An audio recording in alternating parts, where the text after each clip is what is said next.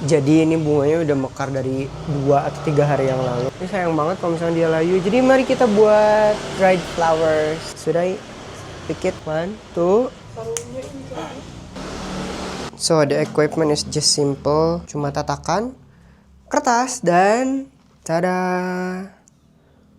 sama setrika.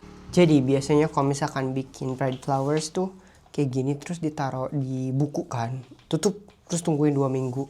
Nah cara ini tuh cara yang paling cepet. Kalau misalkan kalian butuh dried flowersnya butuh cepet. Tapi aku nggak tahu bunga ini bisa di dried atau jadiin dried pressed flowers atau enggak. Soalnya kayak gini banget, cuma lucu.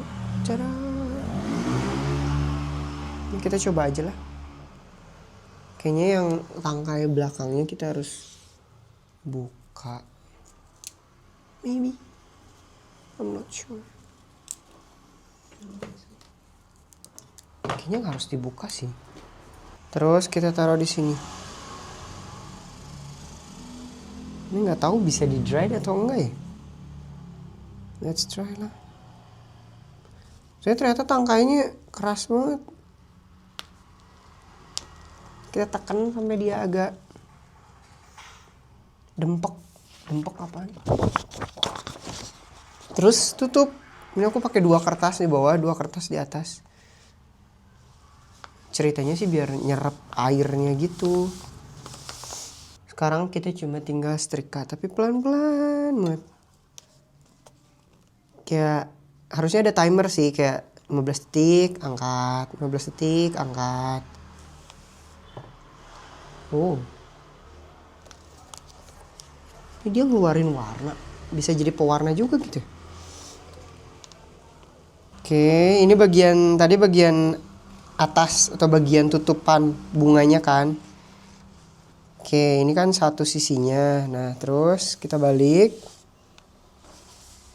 Wih, agak basah. Terus kita press juga bagian sini. Ya, diinjak.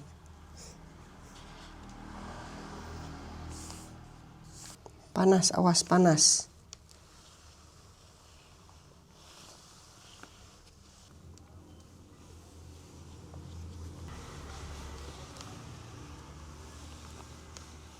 Oke, jadi cara ini tuh bagus biar warnanya nggak luntur. Soalnya kalau misalkan disimpan di buku lama-lama biasanya warnanya tuh suka turun gitu loh. Nggak sama. Nah, kalau misalkan di setrika dia warnanya masih bagus.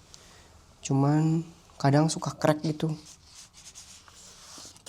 Ya tinggal tekniknya trikanya aja sih yang harus bener. Ya nggak, Hanya?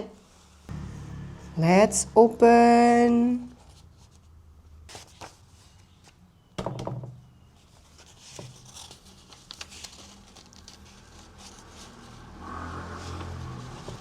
Satu, 2, 3.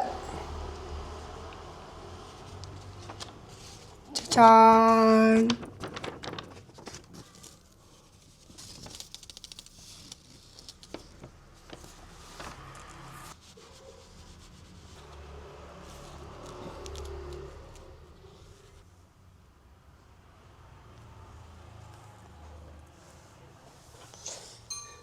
Biasanya aku jadiin kayak gini nih. Tapi yang sekarang tuh bingung mau jadiin apa, soalnya gede banget. Menurut kalian jadiin apa ya?